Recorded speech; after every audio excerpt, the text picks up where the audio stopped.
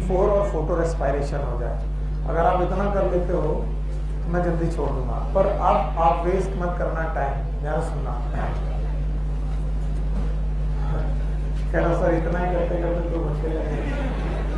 बोले कल अकेले एक साइकिल चलाते पढ़ाते तुमने C3 में लगा दिया 2 घंटे, तो इसमें तो जाने कितना लग जाएगा। खैर आपकी मर्जी। तो हम लोगों ने कल डार्क रिएक्शंस पढ़ी और डार्क रिएक्शन के बारे में ये जाना, ये रिएक्शन स्ट्रोमा में होते हैं और हमको बताया गया कि ये 2 रिएक्शन है। एक कौन सी, C3 जिसका नाम था कैल्विन साइकिल, ये कल डिटेल में हमने बहुत डिटेल में पढ़ी अच्छी तरीके से। और दूसरी कौन सी है, C4। C3 साइकिल हो कि C4 साइकिल हो, दोनों में ग्लूकोज बनना। फिर भी एक का नाम C3 साइकिल और एक का C4, क्योंकि इनके प्राइमरी प्रोडक्ट, कौन से प्रोडक्ट, प्राइमरी प्रोडक्ट दोनों बार सेम है कि अलग है। C3 में प्राइमरी प्रोडक्ट 3 कार्बन और C4 में 4, तो इसीलिए साइकिल का नाम C3 C4। तो देख करके ये लगता है कि सर को C3 साइकिल के तुरंत बाद C4 पढ़ानी चाहिए, पर ऐसे होना नहीं चाहिए। पुरानी NCERT बुक्स बेटर लिखी गई थी, या फिर ये भी अच्छी है, कोई दिक्कत नहीं, लेकिन पहले C3 साइकिल पढ़ो और उसके बाद उसकी प्रॉब्लम पढ़ो, और अगर प्रॉब्लम पड़ जाए तो फिर अपने आप सॉल्यूशन मिल जाता है।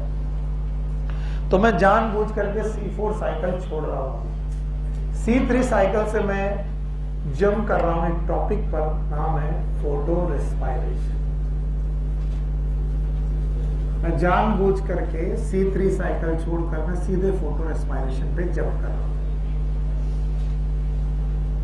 And first of all, photo respiration is a problem of C3 plant.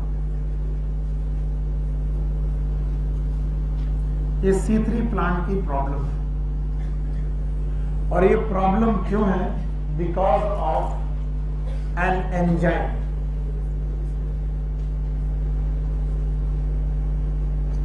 ये एक प्रॉब्लम है जो एक एंजाइम की वजह से है। एंड दिस एंजाइम मैंने पहले आपको बता रखा था, इट इज रूबिस्को। और उस दिन भी मैंने कहा था कि रूबिस्को के पूरे नाम को अगर आप जान जाएंगे तो आपको सही लगेगा। मैंने बोला था it is ribosome 1,5 this phosphate carboxylase oxygenase। मेरे शब्दों पे प्लीज माफ कर दीजिएगा, मैं ऐसे पढ़ाता हूँ तो थोड़ा गंदी तरीके से सही, लेकिन बहुत सही इफेक्ट पड़ता है। मैं बोलता हूँ रूबिस्को एक दोगला एंजाइम, ऐसे बोलता हूँ। और एंजाइम तो दोगला हो नहीं सकता, मेरे शब्दों को गंदे हैं मेरे, फिर भी रूबिस्को एक दोगला एंजाइम क्यों है कि क्योंकि ये CO2 को भी ऐड कर सकता है, ऑक्सीजन को भी ऐड कर सकता है। और ये CO2 और ऑक्सीजन किसमें ऐड करता है, RUBP। किसमें? अगर ये RUBP में CO2 को ऐड करे तो कार्बोक्सिलेशन, अगर ये ऑक्सीजन को ऐड करे तो ऑक्सीडेशन। तो जब जब रूबिस्को कार्बन डाइऑक्साइड को ऐड करता है, क्या करता है, किसमें, किसमें? जिन लोगों ने पिछली क्लासेस नहीं की है उनके लिए थोड़ा मुसीबत है, लेकिन जिन्होंने की है वो तो जानते हैं RUBP क्या है, जानते हैं। मैं एक बार RUBP और बना देता हूं ताकि उन्हें समझ में आ जाए। ये रहा CH2OH, याद आया, C double bond O, CHOH, CHOH और CH2OH। मैंने फॉस्फेट जोड़े पे पहली पोजीशन, और ये फॉस्फेट का जोड़ने का रियल डायग्राम है कि रेट, अदरवाइज यहाँ 5 बैलेंसी दिखने लगेगी जो सही नहीं है। तो मैं ऐसे ही दिखाता हूँ ताकि आते रहे। बताओ, ये शुगर का नाम राइबोलोज और इसका नाम राइबोलोज, कार्बन नंबर 1 2 3 4 5, नाम है राइबोलोज 1,5 बेस फॉस्फेट। पक्का? अगर इसमें कार्बन डाइऑक्साइड जोड़ दी जाए, क्या जोड़ दी जाए? तो इस प्रोसेस का नाम होता है कार्बोक्सिलेशन। बोलो क्या नाम? यस, आपने देखा है कार्बोक्सिलेशन। और अगर कार्बोक्सिलेशन चालू हो जाए तो C3 साइकिल चालू हो जाती। कौन सी? और कल मैंने C3 साइकिल का पहला प्रोडक्ट बताया, और इस पहला प्रोडक्ट बनता है 3-फॉस्फोग्लिसरिक एसिड के कितने मोल? हाँ, क्यों 2 मोल? क्योंकि इसमें कितने कार्बन? 3, 1, 5, 5 कार्बन, 1 कार्बन, 5 और 1 6 कार्बन से 6 कार्बन बनना चाहिए, लेकिन बना 3 कार्बन के कितने मोल? 2। और एक साइकिल शुरू हुई, इस साइकिल का नाम C3 साइकिल, और इसी साइकिल का नाम है केल्विन साइकिल। Calvin cycle. लेकिन इस एंजाइम की खास बात है और गंदी बात है कि ये कार्बन डाइऑक्साइड के साथ साथ इसी RuBP में ऑक्सीजन भी जोड़ सकता है। पर जिस समय ये ऑक्सीजन जोड़ रहा होगा CO2, और जिस समय CO2 जोड़ेगा उस समय ऑक्सीजन, और जब ये ऑक्सीजन जोड़ने लगता है तो ऑक्सीजनेशन होने लगता है। क्या होने लगता है? और अगर ऑक्सीजनेशन होने लगा तो हम इसे रेस्पायरेशन करने लगते हैं। क्या कहते हैं? और ये पूरा रेस्पायरेशन सनलाइट की प्रेजेंस में, किसके? Sunlight. And that's why it is known as photo respiration. बोलो। बिना पढ़ाए मैं पूछने की हिम्मत रख रहा हूं कि फोटो रेस्पायरेशन किस बदतमीज एंजाइम की वजह से है।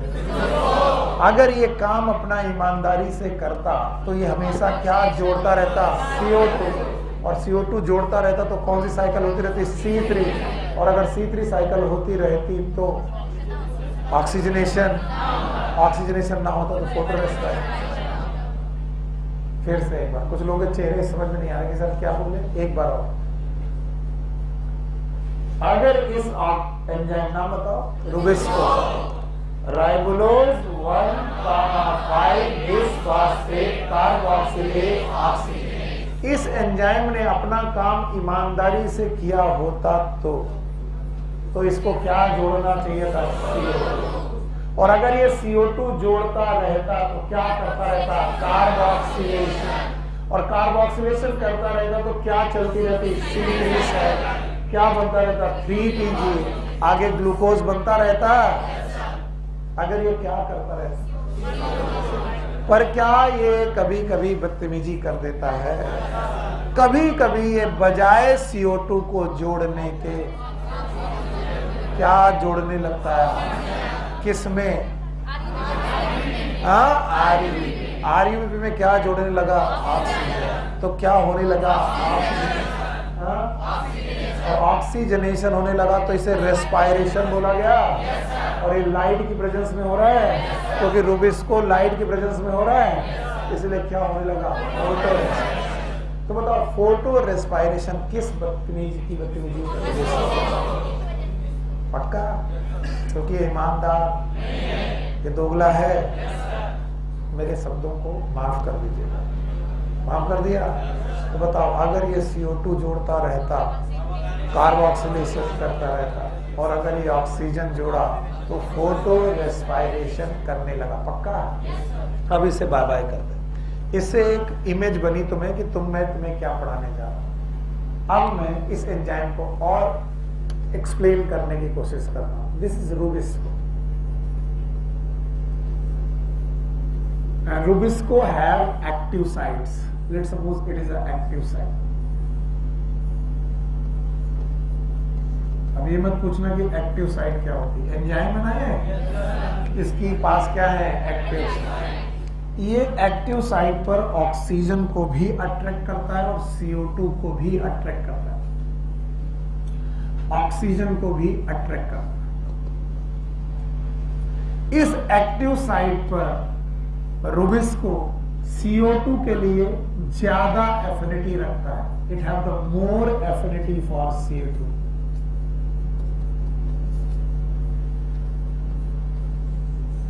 यानी रुबिस्को नाम का एंजाइम दोगला है, लेकिन उतना दोगला नहीं। क्यों? क्योंकि अभी भी वो कहता है ठीक है मैं दोनों को लाइक करता हूं, लेकिन ज्यादा किसको? और अगर मैं CO2 को ज्यादा लाइक करता हूं तो मेरी टेंडेंसी है कि मैं क्या करूं? और अगर मैं टेंडेंसी कार्बोक्सिलेशन का रखता हूं तो मैं कैसी साइकिल को फेवर सी, इसका मतलब मैं फोटो रेस्पिरेशन को फेवर नहीं करता और मैं ग्लूकोज बनाने पर लगा रहता हूं। लेकिन सर अगर ऑक्सीजन और कार्बन डाइऑक्साइड रेशियो डिस्टर्ब हो जाए, क्या?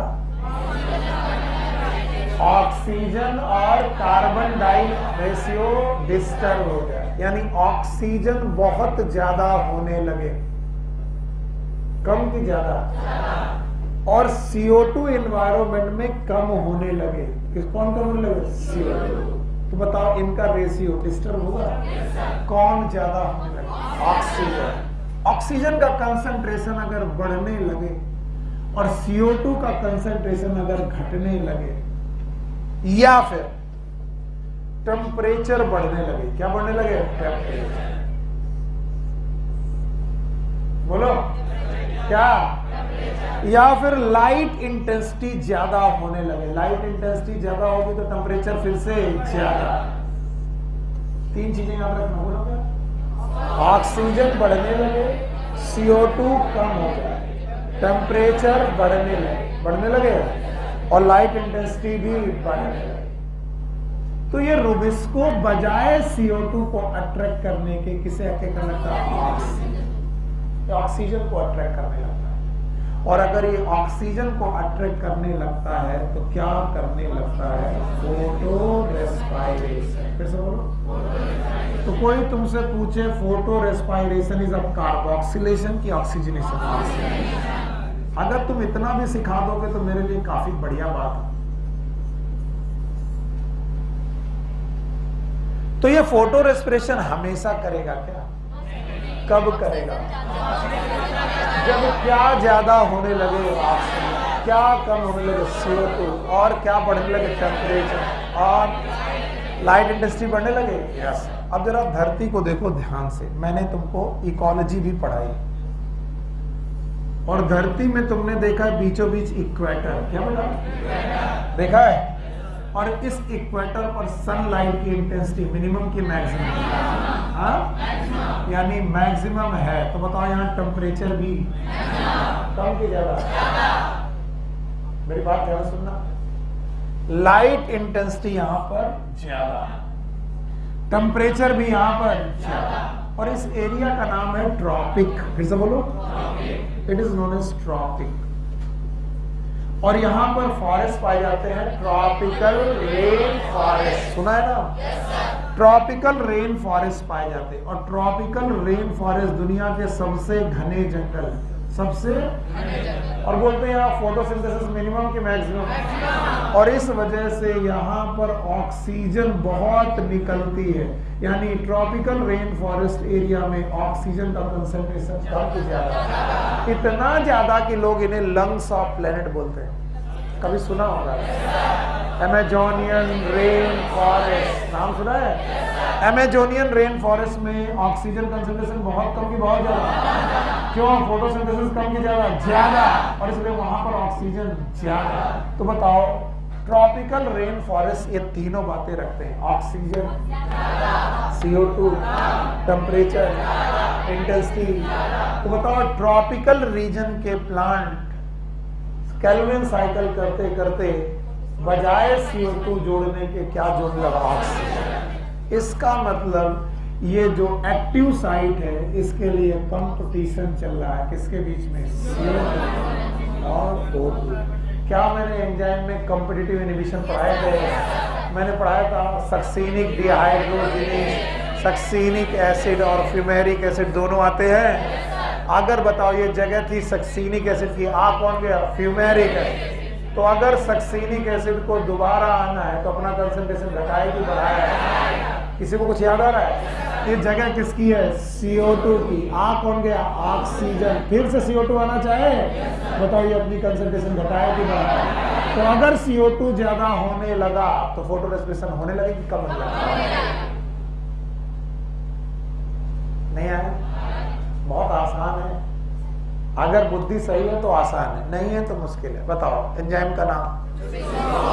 रूबिस्को एक एक्टिव साइट रखता है जो दोनों के लिए है, CO2 के लिए भी है और O2 के लिए। ज्यादा किसको, इसलिए ज्यादातर समय पर कौन सी साइकिल क्या बनने लगा, ज्यादातर समय पे ग्लूकोज ही बनाता है। लेकिन कभी कभी कब, जब ऑक्सीजन ज्यादा, CO2, टेम्परेचर, लाइट इंटेंसिटी, तब ये दोगला काम करता है। CO2 को अट्रैक्ट किसको जोड़ता है, ऑक्सीजन को जोड़ता है, और ऑक्सीजन को जोड़ते ही क्या करता है, ऑक्सीजन क्या चालू हो जाता है, क्या चालू हो जाता है, पक्का। सर उतनी देर से फोटो रेस्पायरेशन कर रहे हो, पर ये होता क्या मैं बताऊंगा। लेकिन ये कहाँ होता होगा, ट्रॉपिकल रेनफॉल, यानी ट्रॉपिकल प्लांट में C3 साइकिल जहां जहां हो रही है वहां रूबिस्को है। और ये रूबिस्को बताओ बदतमीजी करेगा, बदतमीजी का नाम फोटो रेस्पायरेशन है। बदतमीजी कैसे हुई वो देखते हैं। सर CH2OH था, C डबल बॉन्ड O था, सर CHOH था, सर जी यहां पर भी CHOH था, और ये था सर CH2OH, यहां फॉस्फेट था। फॉस्फेट होगा मतलब फास्फोरिक एसिड, फास्फोरिक एसिड को जोड़े ना, समझ गए। यहां पर फॉस्फेट था, नाम बताओ। ओके पूरा नाम राइबोलोज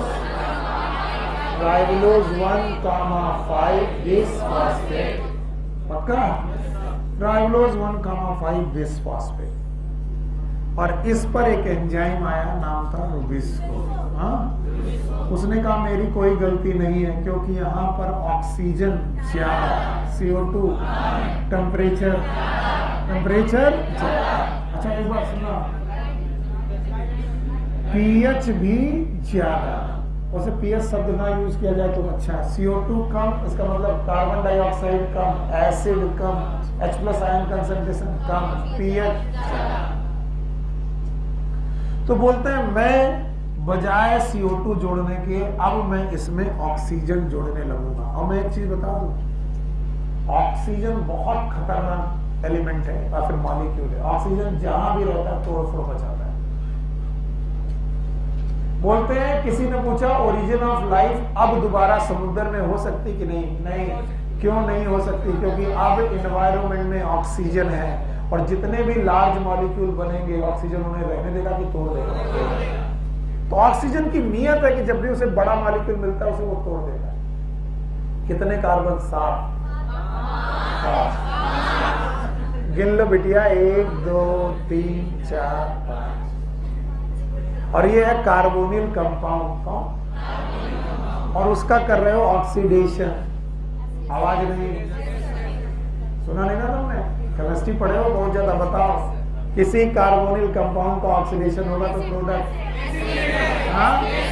एसिड बनेगा। तो एसिड बनेगा, लेकिन बेटा कार्बन टू इस ऑक्सीजन इस पूरे मॉलिक्यूल को तोड़ देगा। अब तोड़ कैसे सकता है, 2.5 कार्बन में। अब कुछ लोग सुने नहीं, 5 कार्बन का प्रोडक्ट है, तो 5 कार्बन को 2.5 में तोड़ दिया, या तो 2 या तो 1 और 4। 1 कार्बन पे टूट नहीं रहा, 2 और 3 कार्बन के बीच में टूट रहा, 2 और 3 कार्बन के। और किसी ने बोला कि अगर ये कार्बोनिक एसिड है, क्या है, सॉरी कार्बोनिल कंपाउंड है, तो उसका क्या हो रहा है, तो बताओ इससे एसिड बनेंगे।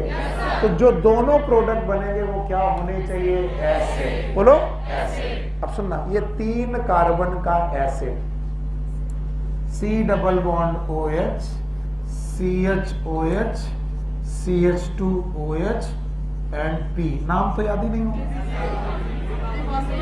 It is 3 phosphoglyceric acid, yes or no? और सर ये 2 कार्बन का acid, it is CH2OH, C double bond OH। कभी किसी ने इस अल्कोहल का नाम सुना है, किसका, व्हाट इट इज, हाँ ये ग्लाइकॉल का एसिड है, बोलो ग्लाइकॉलिक एसिड, फिर से बोलो, और उस पे फॉस्फेट है, क्या है, फॉस्फेट, तो फॉस्फोग्लाइकॉलिक एसिड, फिर से बोलो।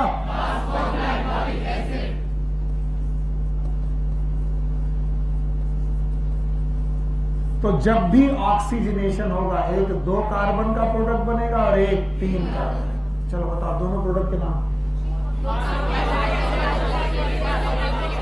ठीक इसी समय पर तुम चूक गए, ठीक इसी समय पर तुम इसलिए चूक गए कि तुम लिखने में व्यस्त हो गए।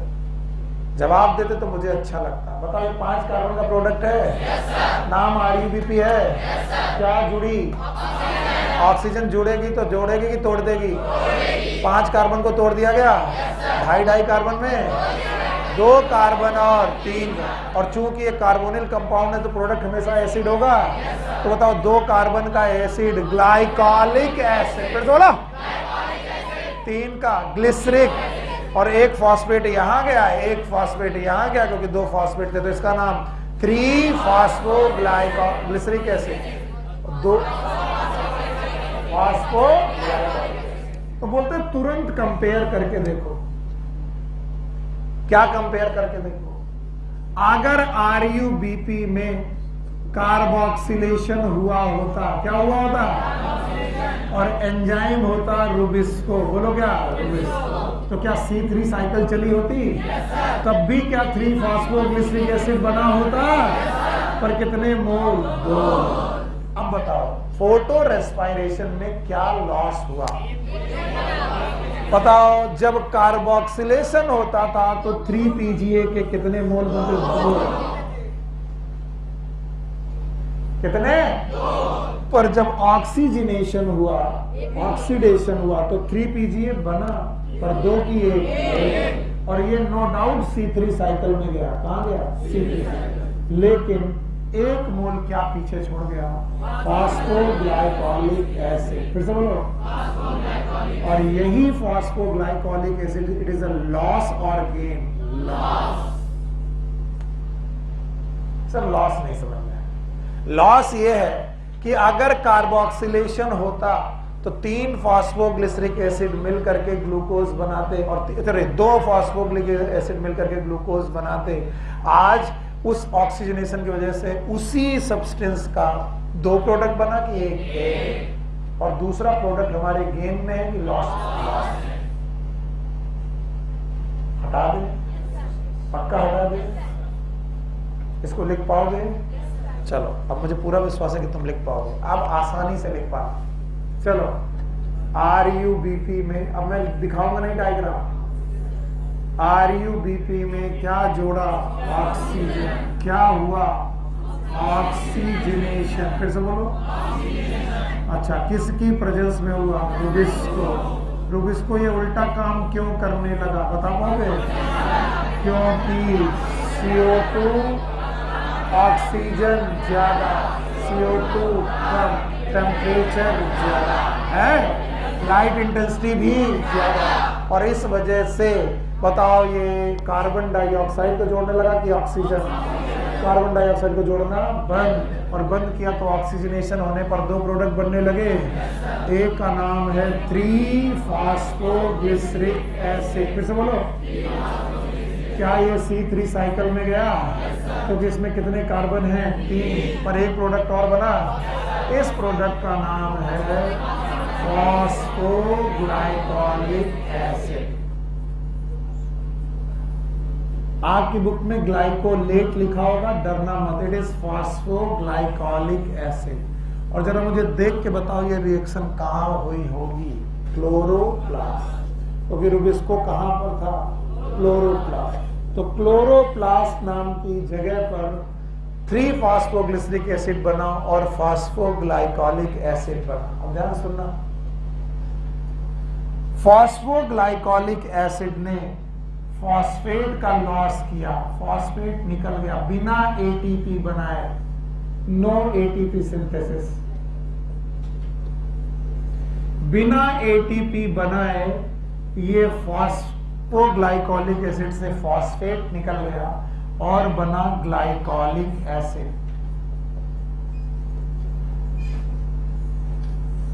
काश कि आप ग्लाइकोलिक एसिड को सही ढंग से समझ पाते। It is C double bond OH CH2OH। क्या निकल गया?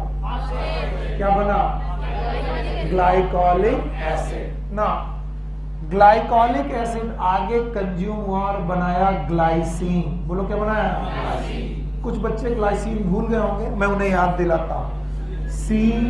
COOH NH2 याद आया? RH याद आया? R की जगह पर H, बताओ ग्लाइसिन। क्या ये एक अमीनो एसिड है? कितने कार्बन का? 2। बताओ फास्फोग्लाइकोलिक एसिड में कितने कार्बन? 2। Glycolic acid glycine 2। ये रिएक्शन हुई पैरोक्सिसोम में। पैरोक्सिसोम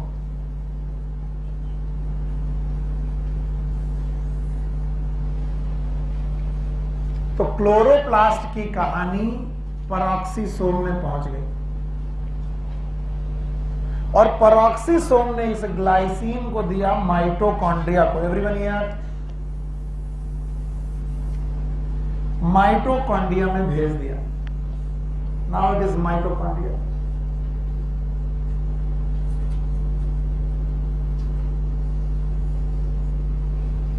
और 2 mole of glycine. Everyone here? नहीं तो समझ नहीं पाओ। ग्लाइसिन के 2 मोल NH2 C COOH H and H के कितने मोल? 2 मोल।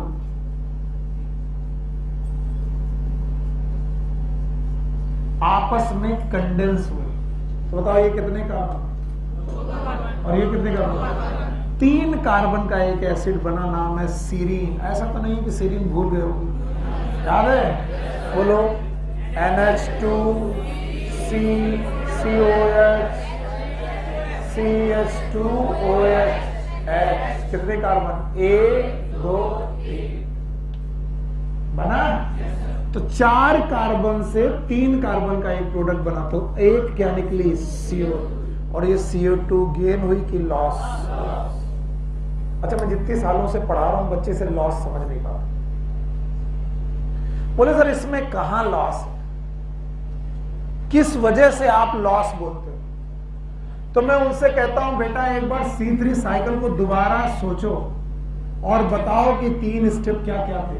पहला कार्बोक्सिलेशन, रिडक्शन, रीजनरेशन।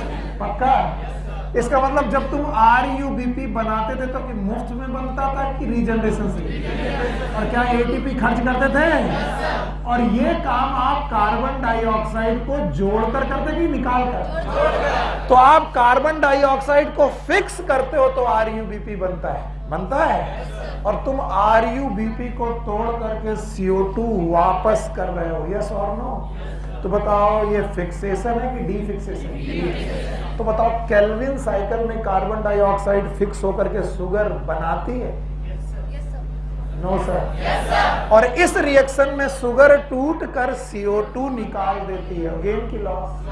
और इस लॉस के दौरान ना तो बनता है ATP ना तो बनता है NADPH। तो बताओ ये गेन है कि लॉस? तुम मर के 18 ATP जोड़ करके तुम CO2 को जोड़ करके ग्लूकोज और RUBP बना रहे हो। ये भी शुगर बना रहे हो और ये भी RUBP बना रहे हो। 18 ATP लगा रहे हो, 12 NADPH लगा रहे हो। और ये भाई को देखो, इन्होंने उसी RUBP को यूज करके उसे तोड़ करके CO2 वापस करना चालू किया। ये CO2 फिक्सेशन है और ये CO2 डीफिक्सेशन, गेन की लॉस। और इस दौरान आप ATP यूज करते हो तो इस दौरान ATP बननी चाहिए। ATP बनी कि नहीं बनी? तो बताओ ये गेन है कि लॉस? अभी भी नहीं आया? कितने लोग इस स्टेप को समझ पाएंगे? पता नहीं सर। हाँ बोलो, क्या बोला? सेरीन कैसे बना? पता नहीं। बोलो RUBP में क्या जुड़ा? ऑक्सीजन। ऑक्सीजनेशन हुआ, 3 फास्फोग्लिसरिक एसिड बना, फास्फोग्लाइकोलिक एसिड बना। फॉस्फोग्लाइकोलिक एसिड से ग्लाइकोलिक एसिड से ग्लाइसिन, ग्लाइसिन से सेरीन प्लस CO2, CO2 बाहर, गेन की लॉस। हम लोग को रटवाया जाता था CPMT, T को बोलते थे मत पढ़ो, CPM पढ़ो। पहली रिएक्शन क्लोरोप्लास्ट, फिर पेरोक्सिसो, फिर माइटोकॉन्ड्रिया। इसका मतलब फोटो रेस्पिरेशन में एक सेल ऑर्गेनेल इन्वॉल्व है कि तीन। शुरू कहां से? क्लोरोप्लास्ट। और ये लॉस है कि गेन? और ये किस बदतमीज की वजह से हो रहा है? और रुबिस्को किस साइकिल का एंजाइम है? तो जहां जहां C3 साइकिल वहां रुबिस्को, जहां रुबिस्को वहां डर। किस बात का? Photo respiration. तो बताओ C3 साइकिल एक अच्छी साइकिल है कि नहीं? इसका मतलब C3 साइकिल जहां रहेगी लॉस होने के चांसेस वहां ज्यादा। तो बताओ एक बेहतर साइकिल लानी पड़ेगी जिसमें क्या ना हो, तो उस साइकिल का नाम C4। ऑल्दो मैंने तुम्हें C4 साइकिल पढ़ाई नहीं, पर हर बच्चा जान गया कि C4 साइकिल में फोटो रेस्पिरेशन पल्ले नहीं पड़ा। राजन बाबू पल्ले नहीं पड़ा? पल्ले पड़ा? क्या पढ़ाया किसी को नहीं मालूम। चलो एक बार और लिखेंगे सीक्वेंस। जो लोग लिख पाएंगे अच्छे बच्चे। REBP है क्या जुड़ा? किसकी प्रेजेंस में? रुबिस्को की प्रेजेंस। पक्का? अच्छा, रुबिस्को की प्रेजेंस में कब? जब ऑक्सीजन ज्यादा, CO2 कम, टेम्परेचर ज्यादा। पक्का? कौन जुड़ी? CO2 जुड़ी, O2 जुड़ी। क्या बने? दो प्रोडक्ट। एक प्रोडक्ट 3-फॉस्फोग्लिसरीन कहाँ गया? C3 side. अब की बार मैं ऑर्गेनेल नहीं लिखूंगा, सीक्वेंस लिखूंगा। लिखोगे? बोलो क्या बना? फॉस्फोग्लाइकोलिक एसिड। पक्का? अच्छा बताओ, फॉस्फोग्लाइकोलिक एसिड से क्या बना? Glycolic acid. केवल सीक्वेंस बता दोगे तो चला। ग्लाइकोलिक एसिड, फॉस्फेट हट गया, ग्लाइकोलिक एसिड से ग्लाइसिन। फिर बोलो, ग्लाइसिन बना। ग्लाइसिन के कितने मॉलिक्यूल? दो मॉलिक्यूल जुड़े, क्या बनाया? सेरीन। और साथ में CO2 गेन की लॉस। कितने कार्बन? 3। कितने कार्बन? कितने कार्बन? कितने कार्बन? 3। बताओ ज्यादातर कार्बन कितने? 2। इसीलिए फोटो रेस्पिरेशन का दूसरा नाम C2 पाथवे। बोलो क्या नाम? C2 pathway is the other name of photo respiration. ले सर, आप तो कहे थे कि C3 C4 पढ़ाओगे, बीच में कहा घुसा दिए। आपने कहा था कि सर C3 पढ़ाओगे, फिर क्या पढ़ाओगे? C4। आज मैं इनको दोबारा परिचय कराता हूं। C3 हो रही थी, एक प्रॉब्लम हो गई। नाम बताओ? C2 से बचने के लिए नहीं आया। जहां वहां बचना है तो अच्छा आए। बताओ इसमें ग्लूकोज बनेगी? ग्लूकोज बनेगी। इस ग्लूकोज बनने में एक डर है, उस डर का नाम C2, that is photo respiration. और अगर अच्छे बच्चे हो तो इस सब की जरूरत नहीं है। दोगला एंजाइम याद है? नाम बताओ। बदतमीज है? इस बदतमीज ने सब काम गड़बड़ कर दिया। अगर ये CO2 जोड़ता रहता फोटो रेस्पिरेशन, और फोटो रेस्पिरेशन ना होता तो C4 की जरूरत। C4 की जरूरत क्यों हुई? क्योंकि उसे फोटो रेस्पिरेशन से बचना। ना पीछे लौटो, 2 पेज आगे बढ़ गए थे, पीछे लौटो। और इस पीछे लौटने पे हम लोग पढ़ने जा रहे हैं C4 cycle.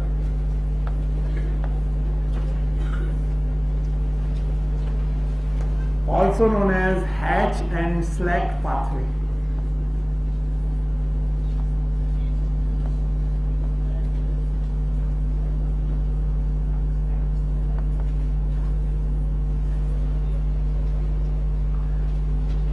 Okay, C4 cycle happen in a special type of plant.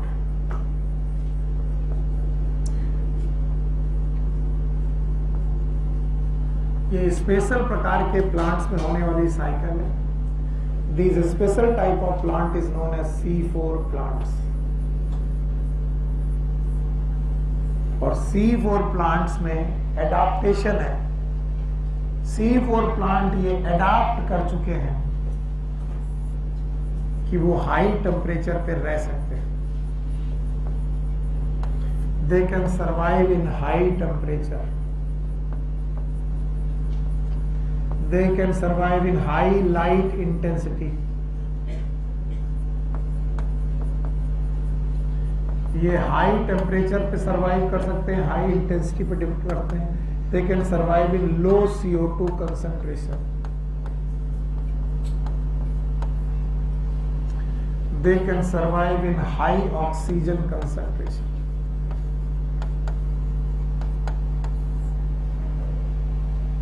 तो इतना सारी चीजों को झेलने के लिए C4 प्लांट ने अपनी लीफ की मॉर्फोलॉजी में बदलाव किया है। They have different type of leaf morphology. किसी को इकोलॉजी में एडाप्टेशन की डेफिनेशन याद है? It is a change in morphology, physiology that help in survival and reproduction. यानी C4 प्लांट अपनी क्या बदल रहे हैं? मॉर्फोलॉजी या फिर एनाटॉमी। याद रहे? लीफ मॉर्फोलॉजी वो भी इंटरनल मॉर्फोलॉजी, और internal morphology is always known as anatomy. किसे बोलो? तो लीफ अपनी एनाटॉमी को बदल चुके हैं सारे पौधे की C4 प्लांट, और ये एक अजीब अलग प्रकार की एनाटॉमी रखते हैं, and that anatomy is known as Kranz anatomy. यानी C4 पौधों में क्रेंज एनाटॉमी का नाम की एनाटॉमी होती है। कई सालों तक मैं खुद अपनी बात बता रहा हूं, जब तक मैं तैयारी करता रहा, कई सालों तक मैं क्रेंज किसी वैज्ञानिक का नाम समझता रहा। It is not the name of scientist. पहली बात, it is not the name of scientist. The cranch is a name of arrangement. क्रेंज एक प्रकार के अरेंजमेंट का नाम है। इसी क्रेंज का दूसरा नाम होता है रथ। रथ नहीं, रथ। अच्छा, हमारे बच्चे ना तो क्रेंज जाने ना तो रथ जाने, उनको जितना कठिन क्रेंज है। तो जब मैं बोलता हूँ रथ एक माला है, तो बोले माला थोड़ी ना होता, माला को तो गार्लैंड बोलते हैं। तो बोलते हैं जब कभी कोई राष्ट्रपति प्रधानमंत्री जब मरता है तो तुमने टीवी पर प्रसारण देखा होगा, लोग टायर जैसा देखे हो, वो एकदम सॉलिडिफाई होता है, ऐसा नहीं कि छुओगे तो गिर जाएगा, टायर जैसा होता है, लाइक दिस। यस, और यहाँ सब फूल लगे होते हैं। सब कभी नहीं देखा, ऐसा कभी नहीं देखा। इसमें खूब मतलब बेला चमेली के फूल, लाल वाल। अब जो मर गया उसको फूल से क्या मतलब है, और उसको रखते हैं श्रद्धा सुमन अर्पित कर। ये जो अरेंजमेंट है यही है रथ। रथ नहीं, तो बोलते हैं कि लीफ की एनाटॉमी में रथ लाइक अरेंजमेंट हो जाता है। अब रथ लाइक अरेंजमेंट का मतलब क्या होता है? रथ like arrangement is a special arrangement. आदमी को जब नॉर्मल आता हो तो स्पेशल समझे। ये बात मुझे अचानक एक बात याद आ जाती है हर साल। अभी बीच में मैंने सुना दिया था, फिर सुना। जब आप डॉक्टर बनते हो पहले साल, वेरी फर्स्ट ईयर, 3 महीने के अंदर अंदर आप डॉक्टर बन गए, पूरे मोहल्ले भावा हो गए, शर्मा जी का लड़का डॉक्टर, गुप्ता जी, शर्मा जी, पाल जी, और बिटिया अगर बन गई तो आप पता ही हो जाता है। फलानी साहब की बिटिया देखी ना, वो बहुत पढ़ती थी, माँ बाप से मिलना बंद कर दिया था उसने, एक कमरे में छुपी रहती थी, वो पढ़ती रहती थी, तो भैया हल्ला मच जाता है। अब आप मेडिकल कॉलेज जाते हो तो पहली बार अपने दड़बे से बाहर आते हो, तो सिलेक्ट वही होता जो दिखाई ना पड़े। पहली बार आप एप्रन पहन के जैसे ही बाहर निकलते हो, और आप थोड़ा स्टाइल भी मारते हो क्योंकि आपके पास सफेद कोट है, स्कूटी पापा ने खरीदवाई दी है, गर्ल्स के साथ, और गर्ल्स फिर वो स्टेथोस्कोप यहाँ रखती हैं, फिर सफेद कोट पहनती हैं, फिर हेलमेट लगाती हैं, फिर किसी को देखती नहीं है।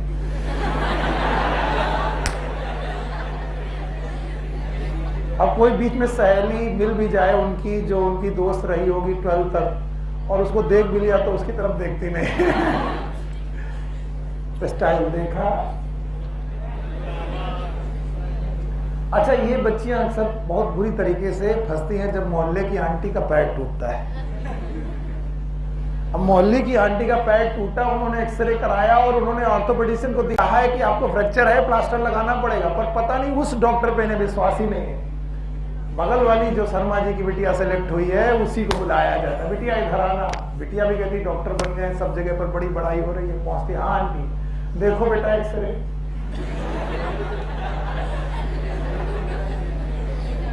बिटिया अभी कक्षा 12 पास है, अभी अभी मेडिकल कॉलेज गई थी, उसको एक्सरे का एक्स भी नहीं मालूम। पर दुनिया में तो चर्चा की एक्सरे, अगर वो ये कहती है कि सर आंटी एक्सरे देखना नहीं आता तो तुरंत बेइज्जती होती। आंटी कहेंगे फिर काहे के डॉक्टर, और अगर एक्सरे लेती भी है तो देखेगी क्या, क्योंकि उसे नॉर्मल चीज मालूम नहीं, तो अब नॉर्मल चीज कैसे मालूम हो। और बिटिया बिना कुछ देखे बोलती हाँ फ्रैक्चर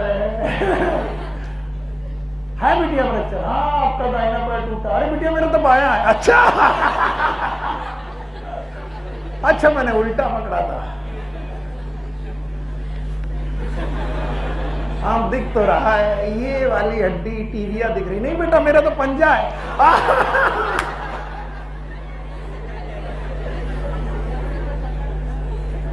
इसलिए जब भी ऐसा आपके साथ हो, बोले एक्सरे लग रखी है, पहले क्लिनिकल डायग्नोसिस करनी है, बताइए कहाँ चोट है, देख लो दायां है कि बायां है, छू छा के देख लो कहाँ है, और फिर उनकी तरफ मत देखो, एक्सरे की तरफ। हाँ आपका बायां पैर गया हुआ, पंजे के पास एक छोटी सी फ्रैक्चर दिख रहा, देख कुछ नहीं रहा।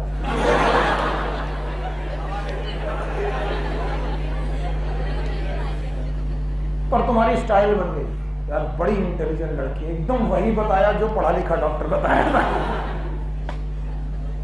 अब हमने स्टाइल मारी, बिल्कुल एग्जैक्ट शब्द वही निकल रहे, बाएं पैर में फ्रैक्चर हुआ है, पंजे में फ्रैक्चर हुआ है, तीसरी उंगली टूटी हुई है, प्लास्टर लगाना पड़ेगा। बोले 3 महीने में ये वो सीख गई जो बदतमीज वो डॉक्टर पिछले 15 साल से कर रहा है। बिटिया बड़ी अच्छी तरीके से तुम्हारी पढ़ाई हो रही है, बिटिया जान ली कैसे इज्जत बचाएगी। ये मजाक की बात मैं तुम्हें बताऊं, जब तुम्हें नॉर्मल अरेंजमेंट आता हो तो क्रैंच समझ में है। क्या आपको लीव का नॉर्मल अरेंजमेंट आता है? तो पहले मैं नॉर्मल अरेंजमेंट सुन लूं, फिर क्रैंच एनाटॉमी का अरेंजमेंट बता दूंगा, ठीक है? चलो बताओ, C4 साइकिल किसने बताई? क्या ये स्पेशल टाइप ऑफ प्लांट में होती है? इनका नाम C4। क्या ये अडॉप्ट कर गए हैं? हाई टेम्परेचर में रह लेते हैं, हाई इंटेंसिटी, लो CO2, फोटो रेस्पिरेशन कम होता है? नहीं होता। और फिर भी इनका बायोमास प्रोडक्शन कम है कि ज्यादा? तो बायोमास प्रोडक्शन ज्यादा कर रहे हैं, मतलब नो फोटो रेस्पिरेशन, इनमें फोटो रेस्पिरेशन नहीं होगा। ऐसा क्यों कर पा रहे हैं सर? क्योंकि इन्होंने अपनी एनाटॉमी बदल दी। क्या बदल दी? एनाटॉमी। और लीफ की एनाटॉमी बदल के कैसी कर ली? क्रैंज नाम के वैज्ञानिक ने बताई थी। It is not by the name of scientist, it's the base of arrangement। और अरेंजमेंट कैसा है? Wraith like. बोलो क्या? पहले तो नॉर्मल एनाटॉमी एक बार रिवाइज करो, मैंने पढ़ा रखी है। नॉर्मल, क्रैंज नहीं, नॉर्मल पढ़ाओगे। ऊपर वाली एपिडर्मिस, नीचे वाली बहुत बढ़िया, बीच में मिडरेप, इनके बीचों बीच में मीजोफिल सेल है। मीजोफिल में ये पैलिसेड है, पैलिसेड, और स्पॉन्जी है। मैं लिख दे रहा हूँ, कुछ कुछ याद आ जाए। पैलिसेड, यस और नो, और ये वाली स्पॉन्जी। अच्छा बताओ, ये मिड रिब है, और मिड रिब के अंदर है वेस्कुलर बंडल। कौन बेटा? और वेस्कुलर बंडल में जाइलम और फ्लोएम, कंजाइंट एंड कोलैटरल। पक्का? और इन वेस्कुलर बंडल, इनको लिख देते हैं वेस्कुलर बंडल। और इन वेस्कुलर बंडल में याद रखना, इन्हीं वेस्कुलर बंडल में बंडल शीथ सेल, छोटी छोटी bundle sheath cell, bundle sheath cell. ये है नॉर्मल अरेंजमेंट। इन दोनों का नाम है मीजोफिल सेल, यानी पहली सेट भी मीजोफिल है, स्पॉन्जी भी मीजोफिल है। और इसके बाद वेस्कुलर बंडल के चारों तरफ बंडल सीट सेल, स्मॉलर की larger, and bundle sheath cell की फोटोसिंथेसिस मिनिमम, बिल्कुल बहुत कम। मेन फोटोसिंथेसिस कौन? मीजो। ये कैसी है? नॉर्मल। आइए क्रैंज एनाटॉमी। अभी भी एडेक्सियल एपिडर्मिस ऊपर, अभी भी अबेक्सियल नीचे, अभी भी इनके पास बीच में वेन, मैंने मिडरिप नहीं बोला, क्या बोला? वेन, क्योंकि कभी कभी मोनोकॉट, ज्यादातर C4 का था मोनोकॉट, ठीक है। इसके अलावा इनमें भी बेटा मीजोफिल कोशिकाएं, और सारी मीजोफिल कोशिकाएं एक जैसी, normal parenchyma, there is a no differentiation like palisade and spongy. पहला अंतर बताओ दोनों में, यहां पर कैसा था? पैलिसेड स्पॉन्जी, यहां पर ऐसा डिफरेंशिएशन नहीं। तो सारी की सारी नॉर्मल पैरेन्काइमा, नॉर्मल पैरेन्काइमा है, ना तो स्पॉन्जी है ना तो पैलिसेड। पहला अंतर। दूसरा अंतर, vascular bundle, these are the vascular bundle, xylem और फ्लोएम। लिख दे रहा हूं वेस्कुलर बंडल, थोड़ा और बड़ा बनाएंगे तो अच्छा रहेगा। Vascular bundle, and now around the vascular bundle के चारों तरफ there are several layer of large size bundle sheath cell. One layer,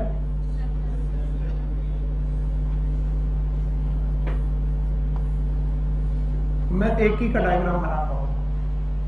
So there are several layers of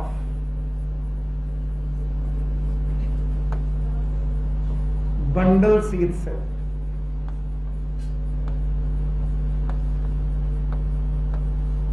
और इनका arrangement it look like Kranz. कैसा? दिखाया था, तो इनका अरेंजमेंट कैसा दिखाई पड़ा? क्रैंच। वो वाला क्रैंच ज्यादा अच्छा है, ये कम है। तो बताओ, एक लेयर बंडल सीट की several? And now these bundle sheath cell are large cell. कैसी सेल? लार्ज। अंतर बताओ, यहां पर जो बंडल सीट थी, यहां की बंडल सीट, इनकी लार्ज। इन बंडल सीट में क्लोरोप्लास्ट की कंटेंट नेग्लिजिबल थी। किसमें? नेग्लिजिबल। इन वाली बंडल सीट में लार्ज नंबर ऑफ क्लोरोप्लास्ट, यही शब्द मिलेगा, लार्ज नंबर ऑफ क्लोरोप्लास्ट। जब एनसीईआरटी पढ़ोगे तो यही शब्द मिलेगा। और अगर इन बंडल सीट में लार्ज नंबर ऑफ क्लोरोप्लास्ट है तो बताओ ये सेल कैसी होंगी? ग्रीन की नॉन ग्रीन? हाँ। और अगर ये ग्रीन होंगी तो ये भी फोटोसिंथेसिस में हिस्सा लेंगी? बिल्कुल लेंगी।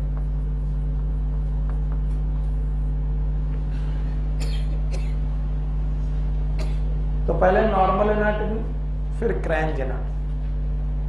तो जो क्रैंच एनाटॉमी है उसमें क्या क्या बातें दिखाई पड़ी? यहां पर किसका डिफरेंशिएशन नहीं है? यहां पर पैलिसेड और मीजोफिल का डिफरेंशिएशन है। यहां पर पैलिसेड और मीजोफिल का डिफरेंशिएशन।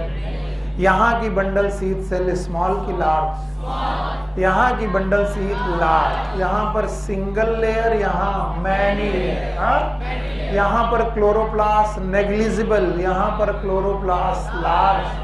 कम की ज्यादा? बहुत ज्यादा। इवन लार्ज नंबर के साथ साथ the size is also large. Chloroplast का साइज भी लार्ज है, यानी इनमें पाए जाने वाले क्लोरोप्लास्ट, इनका साइज भी लार्ज है। अब सबसे महत्वपूर्ण बात जो सबको सीखनी है, सब कुछ छोड़ के सीखनी है, अपेंडमेंट छोड़ के, कि चाहे कुछ भी कर लो इस एनाटॉमी में, डर तो अभी भी बना हुआ है। क्या डर है? डर है ये सब कि बाहर के एनवायरनमेंट में, बाहर के सर ऑक्सीजन ज्यादा है, क्या है, CO2 कम है, टेम्परेचर ज्यादा। और ऐसी कंडीशन में इस CO2 को फेस कर रही है मीजोफिल सेल, बोलो कौन, और मीजोफिल सेल इस CO2 को पकड़ने की कोशिश कर रही है, यस और नो।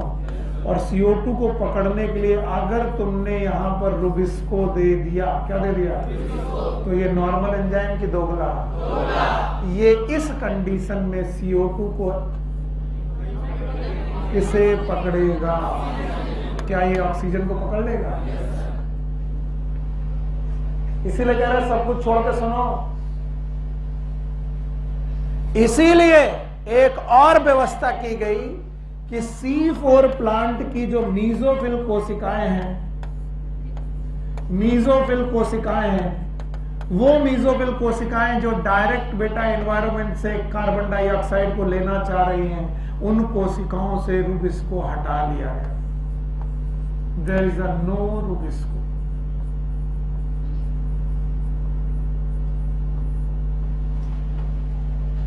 सारे अंतर पूछूंगा, सो मत जाना, बस बताओ मीजोफिल कोशिकाओं में रुबिस्को दिया गया कि नहीं दिया? नहीं। तो जब सब रुबिस्को नहीं दिया गया तो अब CO2 को पकड़े कौन? बोले एक ईमानदार एंजाइम रखा गया, ये इतना ईमानदार है मर जाएगा, लेकिन केवल किसे पकड़ेगा? CO2। और इस एंजाइम का नाम है PEP कार्बोक्सिलेज। फिर से बोलो। तो बताओ कार्बन डाइऑक्साइड को पकड़ने का काम दोगले एंजाइम को दिया गया कि PEP कार्बोक्सिलेज। और PEP कार्बोक्सिलेज कहता है मैं किसे जानता हूं? ऑक्सीजन चाहे कितनी भी ज्यादा क्यों ना हो जाए, मेरा ऑक्सीजन से कोई रिश्ता, और CO2 चाहे कितनी कम क्यों ना हो जाए, मैं हमेशा किसे पकड़ूंगा? CO2। मेरा नाम है PEP कार्बोक्सिलेज। दोगला की ईमानदार। इस दुनिया में ईमानदारी बड़ी अच्छी चीज। लोग बोलते हैं सर आज के जमाने में ईमानदारी कुछ नहीं है। मैं कहता हूँ ईमानदारी बड़ी अच्छी चीज। इवन चोर भी जो चोरी करने जा रहे हैं, वो चोरी करने के बाद कहते भाई देखो बंटवारा ईमानदारी से होगा। चुरा के लाए बहुत सारा सोना, किसी ने सोना गहना, बोले देखो भाई बंटवारा। इवन गलत आदमी में भी ईमानदारी की बड़ी जरूरत है। और PEP कार्बोक्सिलेज कहता है कि चाहे एनवायरनमेंट में केवल ऑक्सीजन आ जाए, CO2 ना रहे, तो मैं ऑक्सीजन को कभी भी अब्सॉर्ब नहीं कर। और वहीं रुबिस्को होता तो बदतमीजी कर देता।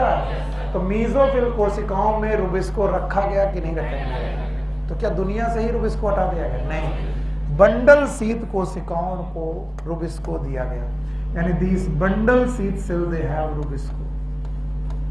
तो किसी ने कहा सर जहां रुबिस्को रहेगा वहां गंदगी मचाएगा। हाँ मचाएगा, लेकिन रुबिस्को को एनवायरनमेंट के डायरेक्ट कांटेक्ट से बचा लिया गया और दूर रखा गया, और इसको पता नहीं चलने दिया गया कि रुबिस्को को कि ऑक्सीजन वहां ज्यादा और CO2 कम। इसलिए फोटोसिंथेसिस एक जगह हुई कि दो जगह? पहली कौन सी सेल? Mesophyll cell. दूसरा इतना पढ़ाने के बाद आप सो गए? जवाब दोगे? क्रैंज एनाटॉमी बताओगे? अगर मैं पॉइंट ना लिखाऊं तो तुम लिख पाओगे? देखते हैं लिख पाओगे कि नहीं। बताओ क्रैंज एनाटॉमी याद है? कुछ पॉइंट है 5, बता पाओगे? बताओ। There is no difference in mesophyll है, तो डिफरेंस है कि नहीं? बताओ। सॉरी, मीजोफिल और मीजोफिल में पैलिसेड और स्पंजी का difference. Bundle sheath cell small की लार्ज, एक लेयर की मैनी लेयर, क्लोरोप्लास्ट स्मॉल की लार्ज, साइज। ये 5 एनाटॉमी के पॉइंट हो गए। 2 और पॉइंट, रुबिस्को कहां नहीं है, कहां है? 7 पॉइंट बता पाओगे? ये क्रैंज एनाटॉमी के पॉइंट है। मुझे तो डर लग रहा, बता पाओगे? बता पाओगे? फिर से बताओ। पहला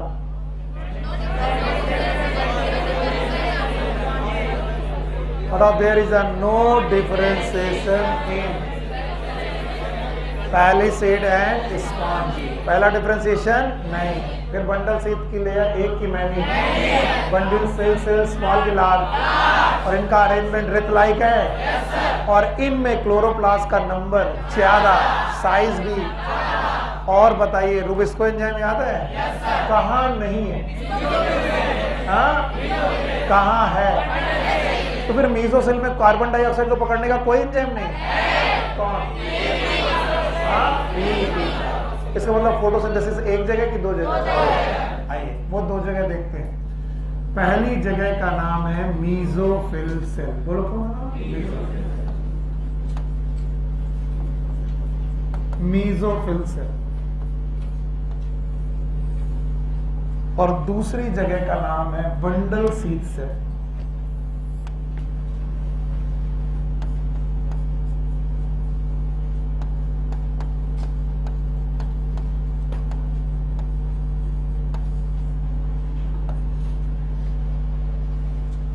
और एनवायरनमेंट में कहर मचा हुआ है। कहर पहले लिख लें, क्या कहर है? एनवायरनमेंट में ऑक्सीजन ज्यादा, टेम्परेचर ज्यादा, CO2 का। पक्का? ऐसे समय पर रूबिस्को होता, बदतमीजी कर देता, लेकिन रूबिस्को नहीं। कहां पर नहीं है? हाँ? पक्का? आइए इधर देखिए, यहां पर फॉस्फोइनॉल पायरुविक एसिड नाम का प्राइमरी एक्सेप्टर है।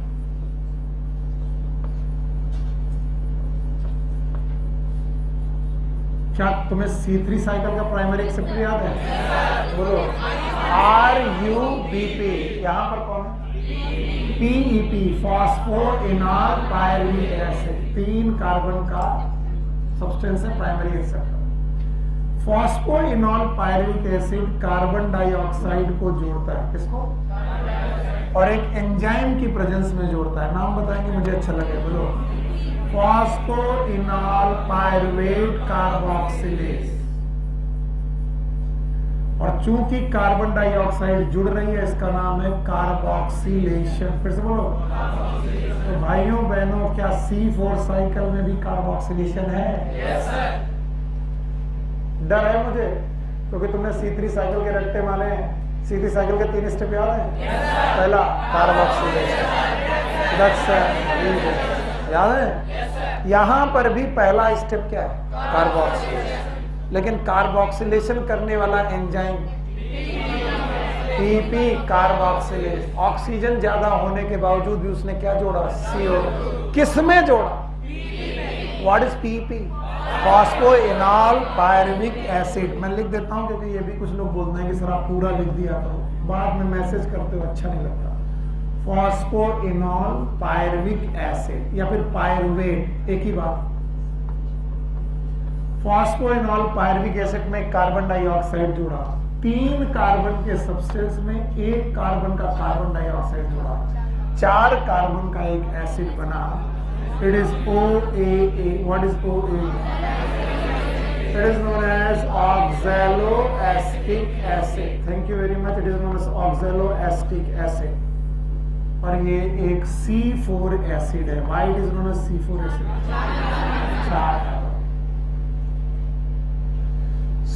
ऑक्सैलोएसिटिक एसिड से बना मैलिक एसिड। मैलिक एसिड भाइयों बहनों, ये भी 4 कार्बन का एसिड है, मैलिक एसिड। इस मैलिक एसिड का ट्रांसपोर्ट हुआ, मैं शब्द लिख रहा हूं। पहला कार्बोक्सिलेशन, दूसरा ट्रांसपोर्ट या फिर ट्रांसफर, कुछ भी लिख सकते हो। ट्रांसपोर्ट ऑफ मैलिक एसिड कहां से कहां? मीसोफिल से बंडल से। C4 एसिड यहां पर भी पहुंचा। इसी C4 एसिड का नाम है मैलिक एसिड। अभी NCERT के तरीके से भी दिखा दूंगा, चिंता मत करो। अब इस मैलिक एसिड से हुआ डीकार्बोक्सिलेशन। शब्द बोलो। क्या निकली? CO2। क्या निकली? CO2। स्टेप का नाम है डी कार्बोक्सिलेशन। चलो मेरे साथ 3 स्टेप अभी बताओगे? बोलो, पहला बोलो। Carboxylation, transport, D carboxylation. बताइए डी कार्बोक्सिलेशन कहाँ होगा? ये बंडल शीट में जो डी कार्बोक्सिलेशन हुआ, यहां पर बैठे हैं रुबिस्को। कौन? रुबिस्को। ये वो बदतमीज आदमी है जो वक्त पड़ने पे बदल जाता है। और वक्त कब बदलता है? जब ऑक्सीजन ज्यादा, एनवायरमेंट में ऑक्सीजन ज्यादा थी, CO2 कम थी, लेकिन इसके मुंह पर CO2 ही मारी गई। नहीं समझे? ऑल्दो एनवायरमेंट में CO2 कम है, ऑक्सीजन ज्यादा है, लेकिन ये भैया जहां थे वहां पर इनके मुंह पे क्या मारी गई? CO2। तो इनको ये पता ही नहीं चला कि एनवायरमेंट में CO2 कम है, ऑक्सीजन ज्यादा, क्योंकि ये जहां रह रहे वहां पर CO2 की भरमार लगा दी हमने, प्रोसेस का नाम। और अगर हमने ऐसा किया तो अब ये बदतमीजी कर पाएंगे कि नहीं? ये चुपचाप RUBP में, क्या RUBP में किसको जोड़ेंगे? CO2। क्या बनाएंगे? 3-फॉस्फोग्लिसरीन। क्या पूरी साइकिल याद है? पूरी पूछ लूं मैं? बोलो। Three phosphoglyceric acid, 1,3 diphosphoglyceric acid, 1,3 diphosphoglycerol, three phosphoglycerol. क्या इससे ग्लूकोज बनने लगेगा? No sir. कितने चक्कर चाहिए? 6। याद है? पहला step carboxylation, reduction, region. C3 cycle चलने लगी। किसी ने बोला क्या सर C4 प्लांट में C3 साइकिल चलती है? Yes sir, because C3 cycle is a universal cycle. दुनिया की हर जगह पर C3 साइकिल जरूर चलेगी। यस और नो? यस। तो सर ग्लूकोज बनने लगा। ग्लूकोज क्यों बनने लगा? क्योंकि हमें रुबिस्को से डर था। किससे? और रुबिस्को दोगलापन कर देता। अगर रुबिस्को कहाँ होता? मीजोफिल। और उस समय पर ये दोगलापन क्या करता? CO2 पकड़ता कि ऑक्सीजन? ऑक्सीजन। लेकिन जहां रुबिस्को रहा, मैंने उसे भनक लगने, जहां वो रहा वहां मैंने CO2 की भरमार कर दी बाय द प्रोसेस। नहीं है। और जैसे मैंने डीकार्बोक्सिलेशन किया, इधर देखो साहब, मैलिक एसिड से, किससे? जो कि कितने कार्बन का बना? Pyruvic acid. फिर से बोलो। पायरुविक एसिड बना। It is known as pyruvic acid. कितने कार्बन का? It is C3 acid. और इसका फिर से हुआ ट्रांसपोर्ट। बोलो क्या? ट्रांसपोर्ट। और भाइयों बहनों, it is a pyruvic acid which reaches up to the again, कहा? मेसोफिल। साइकिल पूरी नहीं हुई है अभी। और पायरुविक एसिड में अगर मैं फॉस्फेट जोड़ दूं, क्या जोड़ दूं? तो ये बन जाएगा फॉस्फोइनॉल पायरुविक एसिड। सबसे कंफ्यूजिंग स्टेप है, सबसे ज्यादा कंफ्यूजिंग स्टेप है। पायरुविक एसिड से फॉस्फोइनॉल पायरुविक एसिड बनना, it is known as regeneration. फिर से बोलो। रीजनरेशन। और अब की बार रीजनरेशन किसका हुआ है? RUBP का कि PEP का?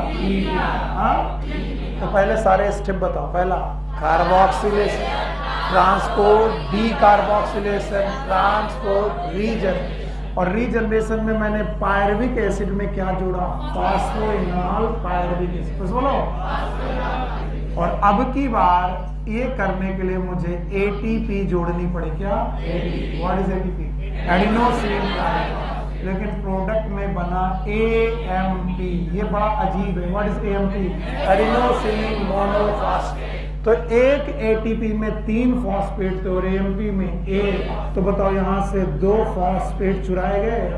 इसका मतलब एक ATP से एक ATP के बराबर काम लिया गया कि डबल? एक स्टेप लोग कंफ्यूज हो जाते हैं, फिर बाद में पूछोगे, अकेले आओगे, फिर डर के पूछोगे, कौन पूछे कहीं मारी ना दे।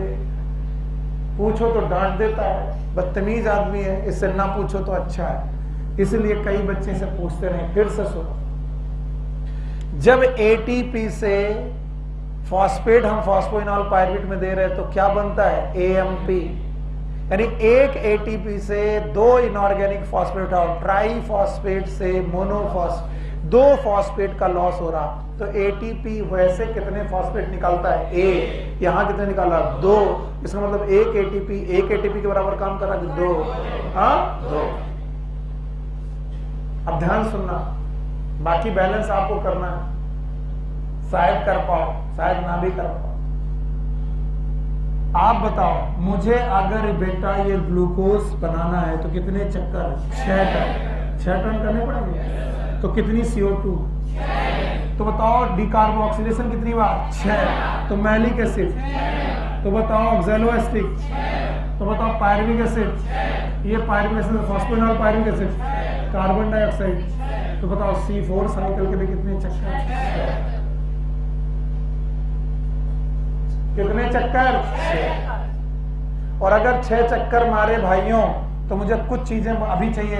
बताओ इस जगह पर कितने एटीपी? 12 एटीपी याद है? और कितने NADPH? 12। यस और नो? No sir. और क्या रीजनरेशन याद है?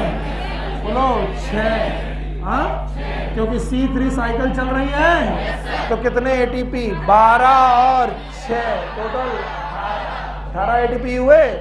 कितने NADPH? 12। इस ग्लूकोज बनाने में क्या इनका भी रोल है? नहीं सर, क्योंकि ये ना होते तो CO2, तो ये 6 बार चलेंगे।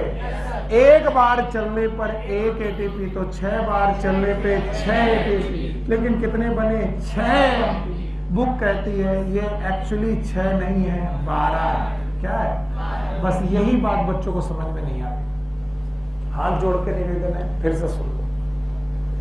अगर 1 एटीपी होता तो 1 इनऑर्गेनिक फॉस्फेट निकल के 1 AMP में चेंज होता, तो पर एटीपी कितना फॉस्फेट यूज करते? A। यस और नो? आपने यहां पर 1 एटीपी से कितने इनऑर्गेनिक फॉस्फेट निकाले? 2। कितने? तो 1 एटीपी से 1 एटीपी के बराबर काम लिया कि 2? इसका मतलब 6 एटीपी से 6 एटीपी के बराबर काम लिया कि 12? तो ये इफेक्टिवली कितने एटीपी का काम है? 12। इसलिए ये एक्स्ट्रा 12 एटीपी की जरूरत है। यस। कुछ लोग मुझसे लड़ते हैं, बाहर निकलूंगा, कहेंगे सर 6 एटीपी तो 6 ही मानो ना, 12 का मानो। तो मैं कहता हूं बेटा क्योंकि इसने क्या प्रोड्यूस किया? AMP। फिर से बोलो, अगर AMP यूज किया है तो ये जाएगा लाइट रिएक्शन में। किसमें? क्यों? क्योंकि लाइट रिएक्शन में ही ETS होगी। क्या होगी? और ETS से ADP से क्या बनेगा? ATP। हाइपोथेसिस का नाम कैमियास। पर भैया जो तुमने ये AMP खाली किया है वो AMP के रूप में अगर यहाँ पहुंचा तो पहले 1 ATP इस बात में खर्च करनी पड़ेगी, वो क्या बने? ADP। फिर ADP से क्या बना? ATP। क्योंकि ये ATP फिर यहाँ पर आएंगे। यस और नो? क्योंकि लाइट रिएक्शन से ATP यहाँ आते हैं और डार्क रिएक्शन से ADP यहाँ भेजे जाते हैं। इसका मतलब तुम्हें वहां पर काम एक बार करना पड़ेगा, 2 बार। इसलिए इफेक्टिवली कितने ATP?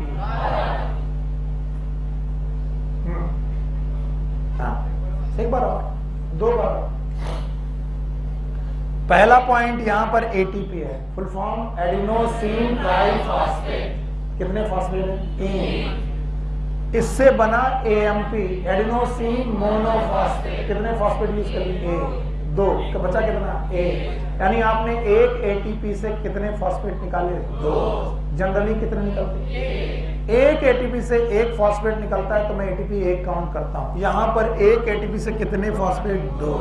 क्या बना? AMP। इसलिए 1 ATP ने 1 ATP का काम किया कि डबल? तो बताओ कितना? 12।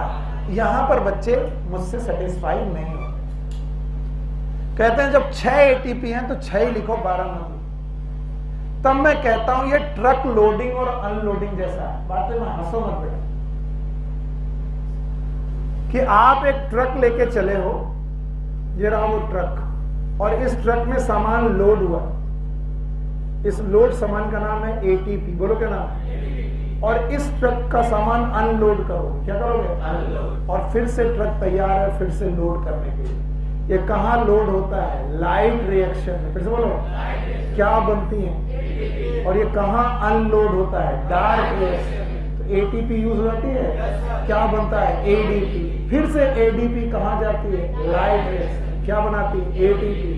फिर यहाँ आती है, एटीपी से क्या बनता है, एडीपी, फिर एडीपी कहाँ जाती है, लाइट। लाइट रिएक्शन नहीं चल पाएगी अगर क्या ना हो, एडीपी।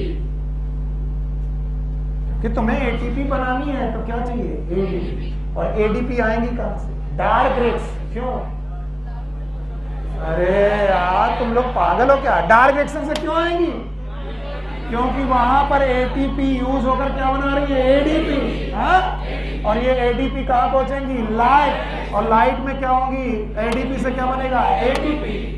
नहीं आया, ट्रक खाली नहीं करोगे तो बाहर, अभी ट्रक भरा है, क्या बना है, एटीपी, खाली करके आ गए, एडीपी, फिर से इनऑर्गेनिक फॉस्फेट भरा, एटीपी, फिर खाली करा है, तो खाली क्या करना है, इनऑर्गेनिक फॉस्फेट। कितना, एक, तुम कितने खाली करा है, 2, तो अब की बार भरने पर एक बार ताकत की 2 बार, क्योंकि केमी ऑस्मोटिक हाइपोथेसिस एडीपी से एटीपी बनाती है, और तुमने भेजा क्या है, एएमपी। कहां से, यहां से भेजा एएमपी, तो पहला एएमपी से क्या बनाना पड़ेगा, एडीपी, और फिर एडीपी से एडीपी, तो यहाँ पर 2 इनऑर्गेनिक फॉस्फेट यूज करने पड़ेंगे। इफेक्टिवली तुम्हें कितने एटीपी बनाने पड़ेंगे, 12। इन 6 एटीपी को रिकवर करने के लिए 12 एटीपी यहाँ पर ऐड करने पड़ेंगे। यस और नो, अभी भी नहीं आया, इसलिए 6 एटीपी नहीं है, 12 एटीपी। और अगर 12 एटीपी एक्चुअली यूज हो रहे हैं तो 18 पहले यूज हुए थे। नो सर, याद है कितने, 12 और 6 18 और 12, ये किस साइकिल में, C3, और ये कितने, 12, 18 और 12 30, यानी अब की बार 1 मोल ऑफ ग्लूकोज को बनाने में कितने, 1 मोल ऑफ ग्लूकोज को बनाने में कितने, गर्दन झुका दी, इसका मतलब नहीं आया, नहीं आया। एनसीईआरटी पहले तुमको सेटिस्फाई करें एनसीईआरटी से, फिर अपना फिर से बनाए, तीसरी बार फिर से बनाएंगे। ऐसा करें कि एनसीईआरटी जैसा डायग्राम भी लगे।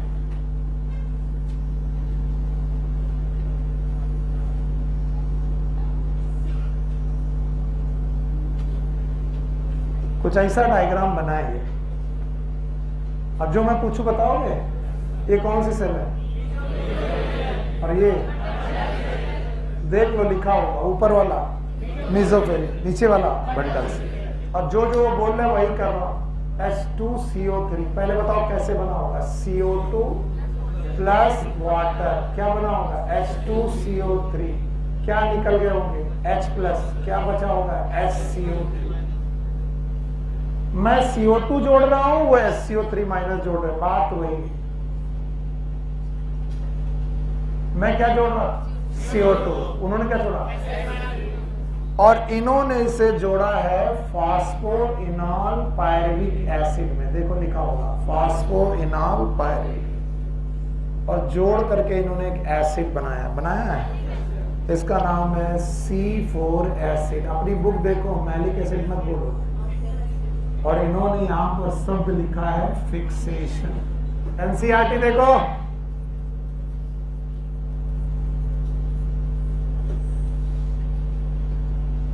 चलिए अब मैं अपनी साइकिल बनाता हूं ताकि ये रहे कि सर आपने जो पढ़ाया वो मैच कर रहा कि नहीं। C3 में मैच कराया था तो C4 में भी मैच करा दो सर।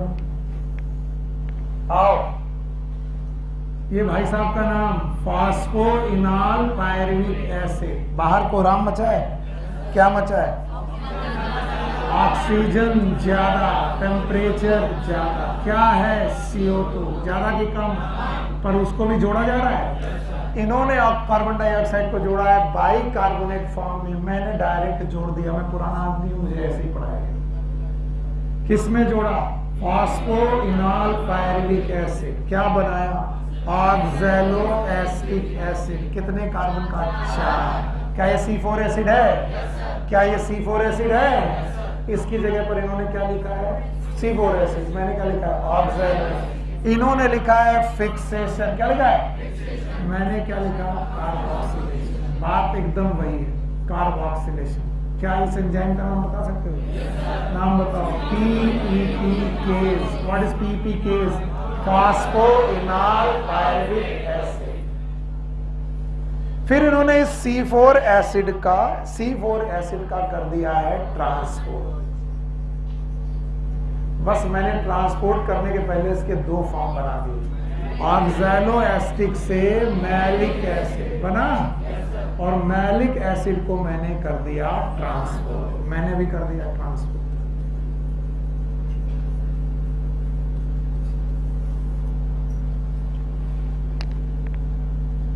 इन्होंने यहां पर लिखा है ट्रांसपोर्ट, मैंने भी लिख दिया ट्रांसपोर्ट।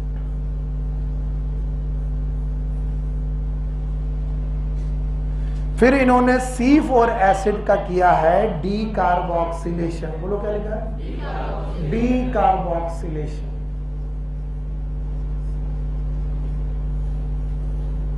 लिखा है। और डी कार्बोक्सिलेशन करने के बाद इन्होंने कौन सा एसिड बनाया? C3 acid. फिर से बोलो, C3 एसिड बनाया है, और इससे निकली है CO2। मैं भी वही करूंगा, बस मेरा अंदाज अलग है। मैंने यहां पर malic acid that is C3 की C4 का किया है डी कार्बोक्सिलेशन।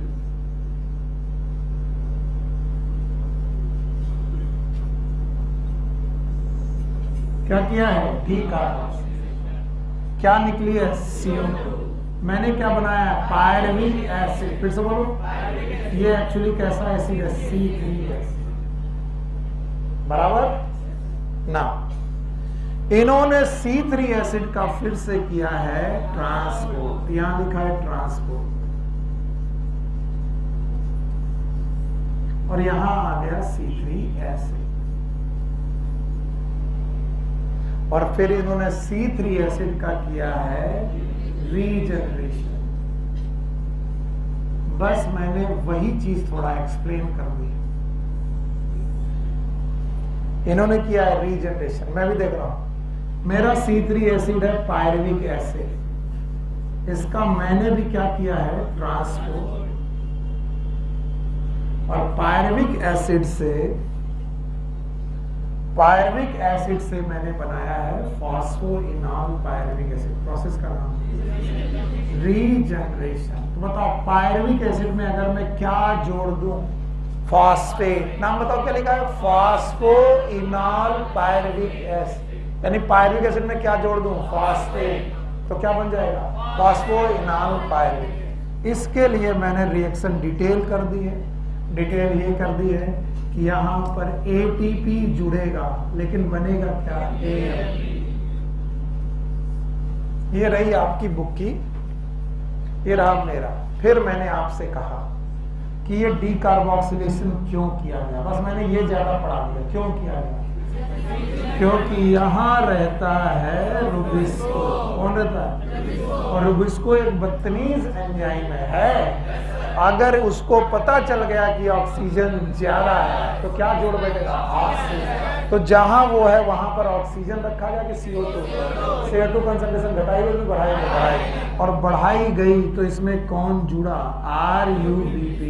और बताओ क्या चालू हुआ? 3PGA। याद आया? प्रोसेस का नाम कार्बोक्सिलेशन। बताओ इसका नाम, और इसका नाम पक्का? क्या बनने लगी? ग्लूकोज। हाँ, मैंने अपनी रिएक्शन यहां से बैलेंस की। कहां से? यहां से। कैसे बैलेंस की? मुझे 1 मोल ग्लूकोज बनाने के लिए कितनी चक्कर? 6 टन चाहिए। तो मैं बोला कितनी? CO2। और ये CO2 मैलिक एसिड से मिल रही है, तो कितने मैलिक एसिड? 6। पायरुविक एसिड 6, तो डी कार्बोक्सिलेशन 6 बार। अगर मुझे मैलिक एसिड 6 चाहिए तो ऑक्सैलो एसिटिक भी, phosphoenol pyruvic acid 6, pyruvic acid भी 6, सब कुछ 6 चाहिए। तो कितने चक्कर चाहिए मुझे? 6 चाहिए। और इन 6 चक्कर के बाद मुझे 6 CO2 मिली और 1 ग्लूकोज मिला। इस 1 ग्लूकोज को पाने के लिए इस साइकिल का नाम पहले से मालूम था, C3 साइकिल। तो क्या C4 प्लांट में C4 साइकिल के साथ साथ C3 साइकिल भी चलती है? It is a universal cycle. ये कहीं पर भी खत्म नहीं होगी। और मुझे बताया गया, जो मैं जानता हूं, इस रिडक्शन वाले स्टेप में कितने एटीपी? 12।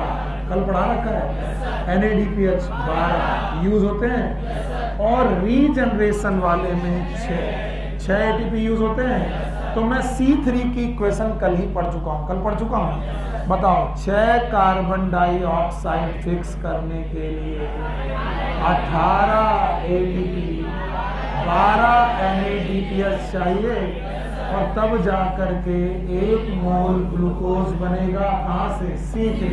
लेकिन C4 प्लांट C3 के साथ साथ C4 साइकिल भी चलाते हैं, जिसमें रीजनरेशन स्टेप पे क्या यूज होती है? ATP।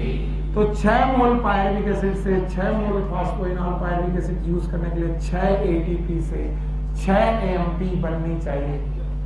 सर आपको यहाँ पर 6 ATP काउंट करनी चाहिए, पर मैंने कहा बच्चों ये 6 ATP नहीं है, क्योंकि 1 ATP से 1 ATP का काम लिया गया कि डबल, तो 6 से कितना? 12। तो इफेक्टिवली ये कितनी ATP मानी गई है? 12। और ये 12 ATP मानी गई है ज्यादा। इसका मतलब आपको रीजनरेशन में C4 साइकिल के दौरान 12 ATP एक्स्ट्रा चाहिए। क्या चाहिए? 6 चक्कर मारने के लिए 6 CO2 को यूज किया गया। यस और नो? बिल्कुल नहीं। ध्यान सुनो, 6 CO2 को फिक्स करके 1 मोल ग्लूकोज बनाने के लिए 18 ATP कहां से? C3 से, और 12 कहां से? C4 से। 18 और 12 30 ATP की जरूरत है। और कितने NADPH? 12। वो मैं बाद में लिख दूंगा। ये आपकी NCERT, वो NCERT का एक्सप्लेनेशन। इसीलिए कल मैंने C3 अलग लिखी थी और फिर NCERT की C3 अलग लिखी थी। देख लो, ये कौन है? Phosphoenol pyruvic acid. इसमें क्या जुड़ रही है? किस फॉर्म में? बाइकार्बोनेट। क्या हो रहा है? फिक्सेशन। क्या बन रहा है? C4 ट्रांसफर हो रहा है। क्या हो रहा है? बताओ, इस डीकार्बोक्सिलेशन से कौन सी साइकिल? C3 साइकिल होगी। C3 एसिड ट्रांसपोर्ट हो रहा है, वापस आ रहा है। क्या हो रहा है? रीजनरेशन। NCERT ने यहाँ क्या मिस किया? ATP से ATP। अच्छा, मुझे क्यों आने लगा ऐसा? क्यों? क्योंकि हम लोगों ने MP कौशिक पढ़ी है। जब हम लोग पढ़ते तो MP कौशिक बुक में ये एक्सप्लेनेशन ये लिखा। तो जब मैं ये पढ़ पूछता हूँ, बच्चे बता ही नहीं पाते। बता पाओगे? चलो बताओ, कौन बिना देखे बता पाओगे? हटा दें इसे, बता दोगे? पक्का बता दो। बाकी लिख चुके होंगे। चलो भाई, अब बताओ, पहले मेरी साइकिल बताओ। Phosphoenol pyruvic acid, CO2, oxalo acetic acid, malic acid, transfer, malic acid से pyruvic acid, decarboxylation, pyruvic acid transfer, pyruvic acid से फॉस्फोइनॉल पायरुविक एसिड रीजनरेशन। पक्का? डीकार्बोक्सिलेशन कहाँ गया? रुबिस्को।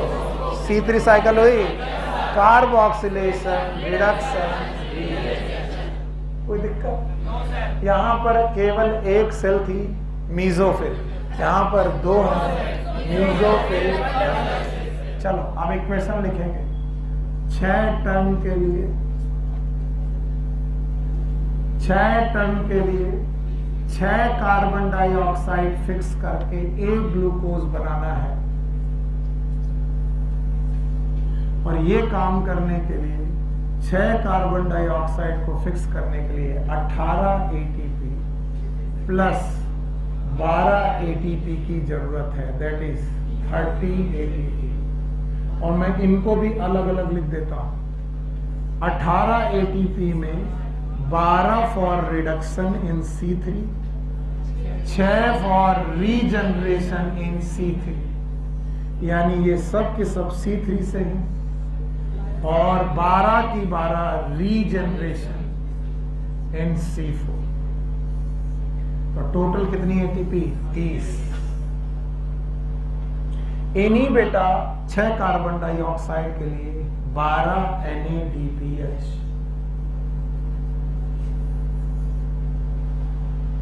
कितने? 12 NADPH। पक्का?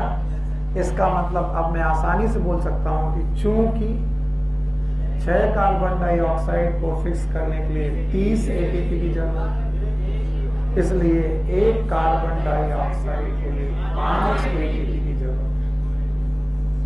यस और नो? चूंकि 6 कार्बन डाइऑक्साइड को फिक्स करने के लिए 12 NADPH की जरूरत है, इसलिए 1 CO2 को फिक्स करने के लिए 12/6 2 NAD। क्या तुम इसे C3 से बैलेंस कर पाओगे? अभी भी नहीं कर पाओगे। जब क्वेश्चन में नहीं दे दूंगा तुम गलत कर दोगे। चलो अब C3 का कंपैरिजन करो। यहां लिख दे रहा हूं, 1 CO2 के लिए C3 में 3 ATP 2 NAD, C4 में 5 ATP 2 NAD। बताओ NADPH का रिक्वायरमेंट इक्वल क्या इक्वल? किसका ज्यादा? ATP।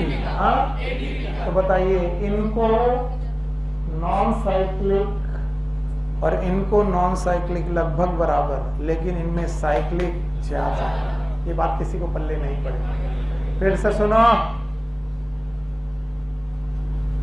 जब कल मैंने पढ़ाया किसी ने इस बात को ध्यान ही नहीं दिया कि सर क्या पढ़ाना चाहते हैं। अब ये कैलकुलेशन कल तक लोग मुझसे पूछेंगे, और चूंकि डरते हैं इसलिए पूछेंगे भी नहीं कि कौन पूछे डांट देगा, इसलिए मैं कहता हूं अभी पूछ लिया था। कल भी मैंने पढ़ाया था कि अगर इस दुनिया में नॉन साइक्लिक रिएक्शन होती, क्या होती? तो पायरुविक एसिड से क्या बनता? प्राइमरी एक्सेप्टर पे, सॉरी PS2 से प्राइमरी एक्सेप्टर जाते, ETS जाते, PS1 जाते, प्राइमरी एक्सेप्टर जाते, NADPH बनता, और यहां पर क्या बनता है? ADP से ATP। बताइए, जितने ATP बनते उतने NAD, यानी ATP और NADPH की रिक्वायरमेंट अगर बराबर है तो चल जाता क्या? Non cyclic. और अगर नॉन साइक्लिक में क्या होने लगे? साइक्लिक। क्या होने लगे? तो केवल क्या बनेगी? ATP। यानी एक्स्ट्रा ATP तुम्हें कहां से मिलेंगी? Extra cyclic. एक्स्ट्रा। अब बताओ, अगर नॉन साइक्लिक होता तो C3 साइकिल क्या? लेट सपोज 2 नॉन साइक्लिक करती, कितनी करती? तो कितने ATP बनते? 2 ATP 2 NADPH। फिर भी 1 ATP की जरूरत पड़ जाती, तो क्या करती? 1 साइकिल। लेकिन वहीं पर अगर मुझे C4 में करना पड़े तो NADPH कितने हैं? 2। तो मुझे 2 नॉन साइक्लिक करनी पड़ेगी। क्यों? क्योंकि 2 नॉन साइक्लिक से 2 ATP 2 NADPH मिल जाएंगे, तो NADPH का काम पूरा, लेकिन ATP अभी भी और चाहिए। कितनी? 3। तो मुझे 3 साइक्लिक करनी पड़ेगी। यस और नो? इसीलिए कहते हैं, शायद ये पॉइंट तुम संभाल ना पाओ। तुम सुनो, तुम ध्यान से, शायद तुम्हें क्वेश्चन संभाल ना पाओ, बहुत कम लोग संभाल पाते हैं। उसी सनलाइट से C3 प्लांट, उतनी ही सनलाइट से, सूरज अलग थोड़ी ना, सन तो एक ही है, उतनी ही सनलाइट से C3 plant 2 non cyclic 1 cyclic करते हैं, तब वो 3 ATP और 2 NADPH पैदा करते हैं। यस और नो? और उतनी ही सनलाइट से ये 5 ATP और 2 NADPH पैदा कर लेते हैं। तो सनलाइट के फोटोन उतने ही हैं, लेकिन उस फोटोन से दोनों ने NADPH बराबर बनाया, लेकिन इन्होंने 3 ATP और इन्होंने 5। तो किसने सनलाइट का बेहतर प्रयोग किया? इसीलिए बोलते हैं C4 is better photosynthetic plant. देखिए, मैंने आपका ब्रेन वॉश करके क्वेश्चन एकदम सही समझा दिया, लेकिन मुझसे लोग यूं भी आते हैं पूछने। सुनना, किस तरह पूछने आते हैं, ध्यान सुनना। तुम दिमाग अपना सीधा करो, बहुत ध्यान सुनो। कहते हैं सर C3 साइकिल अच्छी होनी चाहिए। बोले क्यों? कहते हैं सर C3 साइकिल में खर्चा 18 ATP का, 12 NADPH तो दोनों जगह है। बोले C3 साइकिल में खर्चा 18 एटीपी का, और सर C4 साइकिल में 30 एटीपी का खर्चा है। तो सर C4 साइकिल में तो यार एटीपी ज्यादा यूज हो रही है, तो इस हिसाब से तो सर C3 साइकिल अच्छी होनी चाहिए। तब मैं उनसे पूछता हूं ये खर्चा कहां से लेके आ रहे हो, ये 18 एटीपी कहां से ला रहे हो? तो वो कहते हैं सर लाइट रिएक्शन से। मेरी जाल में फंस जाते हैं। तो हमने कहा लाइट रिएक्शन कर कौन रहा है? बोले प्लांट ये लाइट रिएक्शन किससे कर रहे हैं? बोले सन से। इसका मतलब उसी सन से ये कितने पैदा कर रहे हैं? 18, और उसी से ये 30। तो कौन बेटर? नहीं, अगर यहाँ के पहले सोचोगे तो तुम्हें लगेगा सही तो है, इसने तो 18 एटीपी बना करके एक ग्लूकोज बनाया और इसने 30 एटीपी, इसका खर्चा ज्यादा, ये खराब होना चाहिए। लेकिन ये खराब, क्योंकि ये 30 एटीपी कहां से लाया? अपने घर से। कहां से? सन। और ये 18 एटीपी कहां से लाया? सनलाइट से। इसका मतलब दोनों लोग किसने क्या लिया? और सनलाइट के पास लेस देन 50% पार है कि नहीं है? तुम जितना मर्जी उठा लो, और तुम उठा कितना रहे हो? 2 से 10। तुमसे किसने कहा 2 से 10 उठाओ? और उठाओ। तो तुमने कम उठाया तो तुमने कम बनाया, हमने ज्यादा उठाया तो ज्यादा। वो बोल रहा है सर एक लड़के का सिलेक्शन 5 घंटे पढ़ करके सर नहीं हो रहा है, 1 घंटे का हो रहा है, और एक ने 18 घंटे पढ़ के किया, तो सर बेहतर मेहनत 18 ने की, लेकिन कहां से की? उसी 24 घंटे से तो निकाले।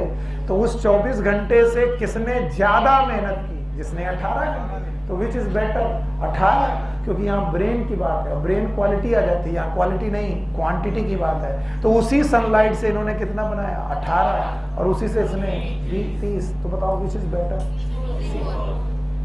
तो मुझसे क्वेश्चन पूछने के लोग उल्टा आते हैं, और तुम उनमें से एक होगे जो ये क्वेश्चन पूछोगे कि सर C3 में एक ग्लूकोज बनाने के लिए 18 एटीपी होती है, और C4 में एक ग्लूकोज बनाने के लिए 30 होती है, तो सर C4 तो खराब साइकिल हुई। तो हम कान के नीचे देंगे, क्योंकि हम पूछेंगे ये 30 एटीपी लाए कहाँ से? अपने घर से। कहाँ से? इसका मतलब C4 पौधे सनलाइट का प्रयोग करना अच्छी तरीके से जानते, इसीलिए वो हाई लाइट इंटेंसिटी में भूल गए। एडाप्टेशन 4 थे, हाई टेम्परेचर, हाई लाइट, लो CO2, हाई नहीं आया। और ये वजह क्यों हो पाई? क्योंकि इनके पास बेहतर बंडल शीथ है, बेहतर बंडल शीथ, और इनका रूबिस्को मीजोफिल में है कि बंडल से? बंडल। और इनकी एनाटॉमी बेटर है। कौन से एनाटॉमी? और बोलते हैं क्रैंच एनाटॉमी करने वाले प्लांट का एग्जाम्पल है C4 प्लांट। दौड़ने भागने की कोशिश मत करो। C4 प्लांट के example sorghum, barley, maize, soybean नहीं बेटा, sugar cane, soybean, sorghum, barley, maize and sugar, ये सब C4 प्लांट है। So which one is better? बताओ C4 में 2 ऐसी बातें जो इनको बेटर बनाती है। एक तो इनमें फोटो रेस्पायरेशन, और दूसरा ये सनलाइट का प्रयोग ज्यादा अच्छे से करते हैं। उसी सनलाइट से C3 कितने एटीपी बना रहे? 18, उतनी ही सनलाइट से। इसका मतलब सनलाइट का प्रयोग खराब किया। अच्छा बिटिया दो जरा, अरे इसमें तो तुमने गच्चर पचर किया।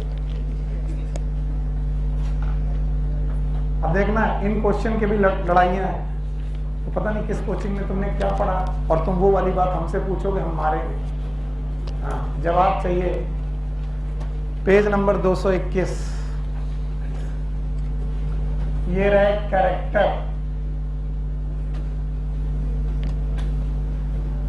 ये रहे C3,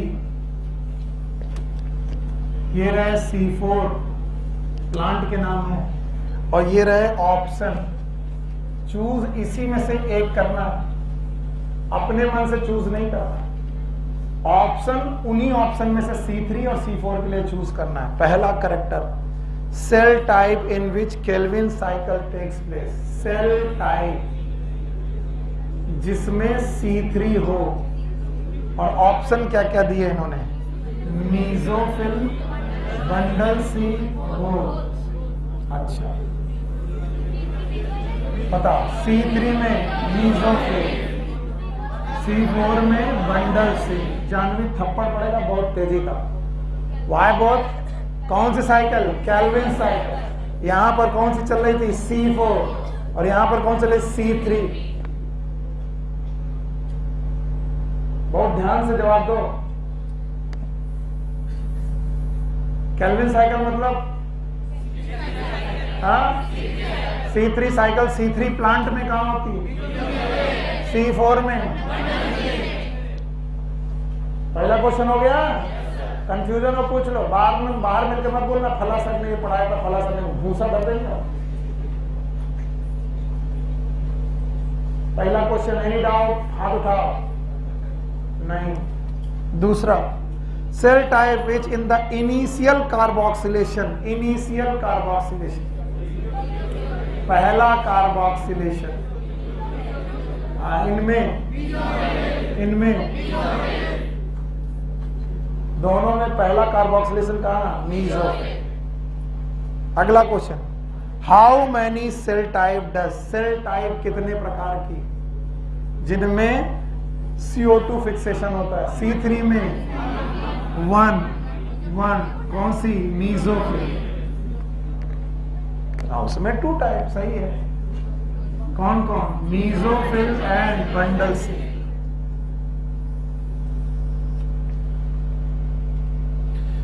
Which is the primary CO2 acceptor?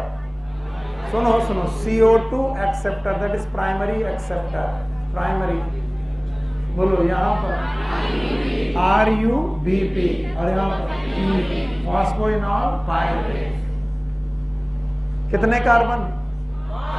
उसमें 3। अगला क्वेश्चन वही होगा। Number of carbon in the primary CO2 acceptor, यहाँ पर 5, यहाँ पर 3।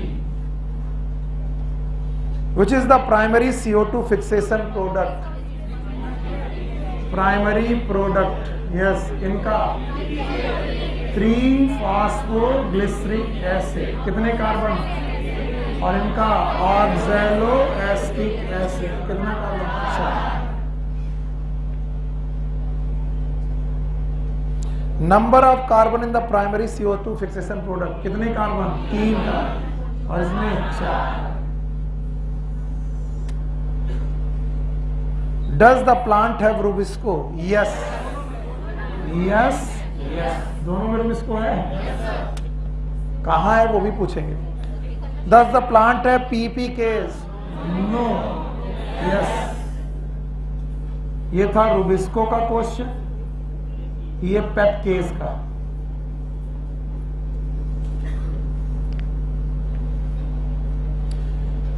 Which cell in plant have Rubisco? यहां पर मीसोफिल, यहां पर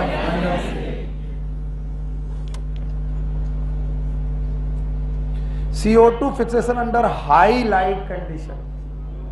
अगर हाई लाइट कंडीशन हुई तो टेम्परेचर ज्यादा तो फोटो रेस्पिरेशन होगा, इसलिए फिक्सेशन प्रोडक्ट कम की ज्यादा? कम, यानी मीडियम टाइप का प्रोडक्ट बनेगा। और यहां high, C4 is better photosynthetic plant in high intensity। ये नहीं समझ में आया? फिर से सुनो। हाँ, ये वाला बताओ। अगर लाइट इंटेंसिटी ज्यादा हुई, क्या ज्यादा हुई? ओके, लाइट इंटेंसिटी ज्यादा हुई तो रूबिस्को दोगलापन करेगा। कहां पर? तो जो फिजिक्सल प्रोडक्ट बनेंगे उनका क्या कर देगा? Photo respiration. तो बताओ, फोटोसिंथेसिस बढ़ जाएगी, कम हो जाएगी? और इनमें फोटो रेस्पायरेशन, तो हाई इंटेंसिटी में भी फोटोसिंथेसिस ज्यादा। कौन?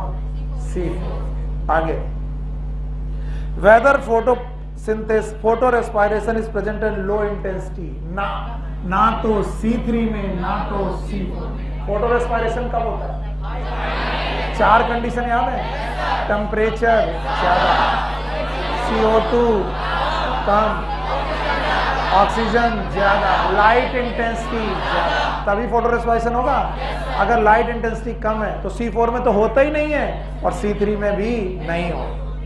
तो अगला क्वेश्चन है, whether photo respiration is present at low light intensity. भैया जवाब दो। लो लाइट इंटेंसिटी में C3 में होगा कि नहीं होगा? C4 में तो वैसे नहीं होगा। Whether photo respiration is present in high light intensity, yes. कहां पर? C3 में होगा। C4 में? C4 तो दुनिया में इसीलिए आए थे कि वो क्या ना हो, फोटो। तो फोटो रेस्पिरेशन तो ना तो लो में ना तो हाई में, किस में? लेकिन C3 में लो में नहीं है, हाई में होगा। आगे, whether photorespiration would be present in low CO2 concentration, yes. कहां पर? C3, no. C4 में कभी भी फोटो रेस्पिरेशन नहीं होगा। Whether photorespiration would be present in high CO2 concentration, no. क्योंकि हाई CO2 पर नहीं होगा फोटो रेस्पिरेशन, नेग्लिजिबल शब्द सही है। टेम्परेचर ऑप्टिमम 20 से 25 डिग्री टेम्परेचर है C3 का, और 30 से 40 डिग्री टेम्परेचर है C4 का। कौन हाई टेम्परेचर पर? अभी बताया, हाई टेम्परेचर पे बेटर कौन? C4, और लो टेम्परेचर पे कौन? C3। एन एग्जाम्पल बता नहीं पाओगे? बताओ, C4 के एग्जाम्पल अभी पढ़ाए थे। sorghum, barley, maize, sugar, बाकी सारे plant C3। Any question, any doubt, बाहर मत मिलना। हाँ, नहीं, फोटोसिंथेसिस के लिए नहीं, फोटोसिंथेसिस के लिए नहीं। Okay, so take care, good luck, bye bye. अगली बार में ये चैप्टर खत्म हो जाएगा। निम्न